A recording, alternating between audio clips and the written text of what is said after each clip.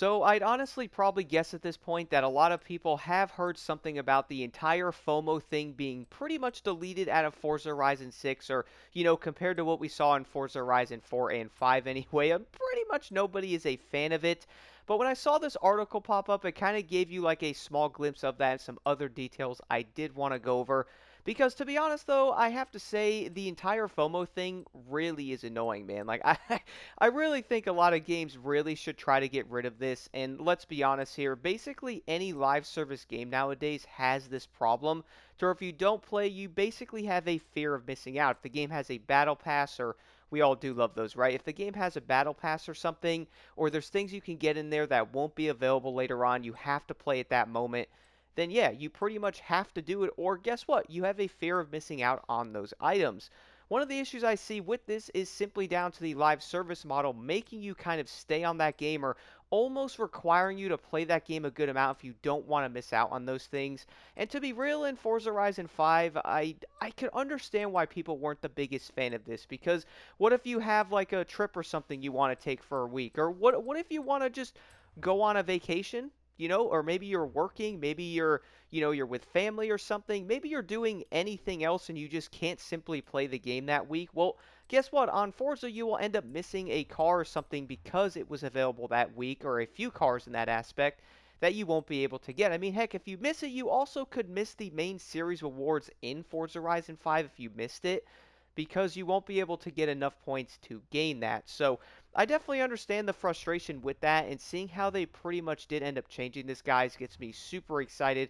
I did want to show you guys a few things here from this article, because to be real, seeing this makes me very excited that hopefully this entire FOMO thing won't be nearly as bad. Now, a lot of people can argue that we do have the auction house there, which even if you don't get the cars, you can go in there and still try to, snipe cars out of there. But let's be real, even doing that, some cars are so dang rare, you probably won't even find them most of the time. And if there's a playlist early on in the game, people are probably not going to be selling those cars like that because, well, they probably don't want to.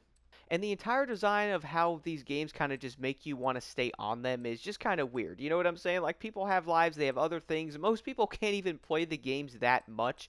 Some people only have a certain amount of time they can play, and if they want to jump on and do something, they may not want to have to be required to do that said thing in the game. You know what I'm saying? But either way, though, let me go over a few of the things said in this article, guys. The first thing, which I will show you on the screen, the festival playlist will be available as soon as you earn your way into the Horizon Festival, which should only take around an hour from the start. But it's been confirmed that the cars from the elapsed festival playlists will be made available after the fact. This is honestly really awesome. I'm sure you guys probably saw the other videos. The one I watched was from Eric's ship. I was super excited when I watched that because I'm like, hey, yo, this is huge, because now we have the entire, like, that history series challenge thing. Shows you that there's probably a way to go back in and do them. And this is saying will be available after the fact. And it does also say precisely how this will happen. We don't really know yet, but we do know that will end up happening, although it does appear it will be in contrast to Forza Horizon 5 system, which obviously doesn't have that, which should come as good news to PS5 players or anyone who won't be able to play the game in the beginning, or maybe they end up getting it later on or something like that, which is honestly super important, because I'm sure a lot of PlayStation 5 players were pretty worried because they don't get the game till 5 or 6 months after this launch. And that would mean that they basically lose out on 5 to 6 months of cars in those festival playlists, man. So just think about that. That's 5 months of vehicles that they wouldn't be able to get. But having a system in there allowing you to go in and get some of these cars unlocked later on is honestly awesome. Funny part is, a lot of people did talk about Motorfest with this, as that game did end up adding this feature into it afterwards, to where you could use the Prestige shop and buy vehicles and all that. Wasn't on the game at launch, but they did end up adding that afterwards. That way, that got rid of the FOMO thing, even though you still have to wait like 3 or so, 4+ months before those cars end up hitting the Prestige shop, which, to be honest, yes, the FOMO thing is gone, but you still have to wait an insanely long time to get them, which some players might be like, okay, well, I really wanted those cars, so how would I not play this game for 3 or 4 months? You know what I'm saying? Which is probably something I would say Forza, Playground Games probably thought about. They're like, well, you know what, guys, if we do something like that design, or we have the design to where they come later on, then it might just push people away not to play anymore, until they can get those cars at that point. So why don't we make it so people can go in and do some of the old series? Maybe they're like dumbed down versions of them or something different where you can earn those cars afterwards. I think that would be very cool. Now, I do understand people might be like, well, that takes the entire funness out of the cars being unique. Well, yes, but also no, because you could still get the cars. There'll always be something to do there, even if you miss them. Because I would say most players who miss the playlist, guys, like for example, when I got on FH5 after all of that time on PlayStation, there was a lot of cars.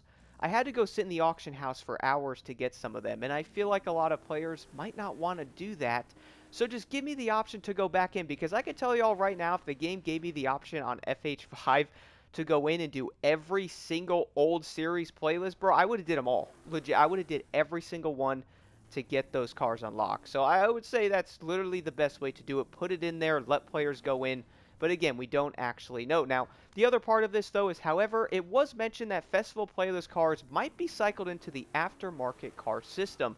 Locations for Forza Horizon 6's aftermarket cars are fixed, but not all of them will be necessarily active at the same time, and it's possible for the studio to add more aftermarket car spawn points later.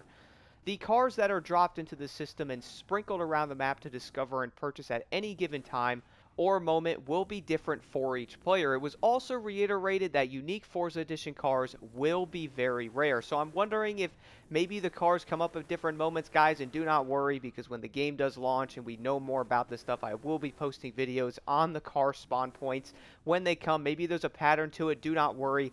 I got you all covered there. But this is honestly very cool. Maybe some of the old festival playlist cars, because, you know, those might end up being quote-unquote rare for a little while unless you can go in and just, you know, replay that. Because it did say the thing, again, about the series history rewards. So I'm guessing you can probably go in and play a version of that playlist maybe, which I think would be very cool if they were to add something like that. But on top of it, it also does say the Forza Edition cars, or at least some of them, will be very rare. And then it also says that, you know, the cars you can purchase at any given time is different for each player that's sprinkled around the map. So I'm guessing that it's random.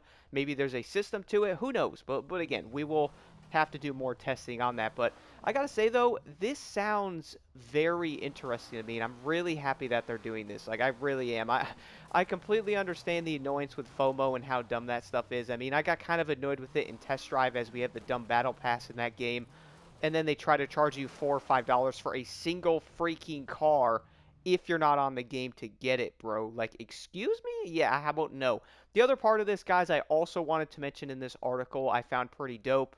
That will read, on top of this, Forzathon Live is now called Stunt Party. The level 1 starter car in Forza Horizon 6 Eliminator mode will be the 1984 Honda City, and the Legend Island, the part of the map locked until you reach the highest rank within the Horizon Festival, will contain its own festival outpost events and the start point of Forza Horizon 6's Goliath race, which will clock in at 50 miles, aka 80 kilometers. I gotta say, 50-mile race, bro. Take me there. That sounds really fun. I can't wait to do that race. But I also like the fact that it says it has its own festival outposts and events on the Horizon Island. That honestly sounds pretty dope. Looking forward to testing that out and, you know, seeing more things on that. But I gotta be real though with y'all. Seeing the entire FOMO thing basically leave in Forza is probably one of the best things ever. I jumped on FH4. Obviously, I'm on the game super late, and noticing that I can't get basically most of the other cars on that game either, I can really see why they're kind of reworking this, because a lot of the cars on that game, you're probably not going to get them in. Now imagine for a second if I could have logged on to FH4 and did all the old playlists or something, you know, the series history thing that we're seeing in FH6 or that's being discussed, because you can get the cars later on, as that one thing you guys probably saw with the Discord post or whatever, which that was also from a Playground game developer, which again, I'm sure you guys probably saw. But I did want to say this one part from it. I don't have a screenshot of it, but it did say, and new exclusive reward cars that can be earned by completing festival playlist activities across several series, no matter when you play. As other people did say, that makes me super excited, guys. As I did say before, jumping on FH5 if you're a new player or something like that. You can't do any of the old series. Obviously, we now have the backstage pass, so that doesn't matter.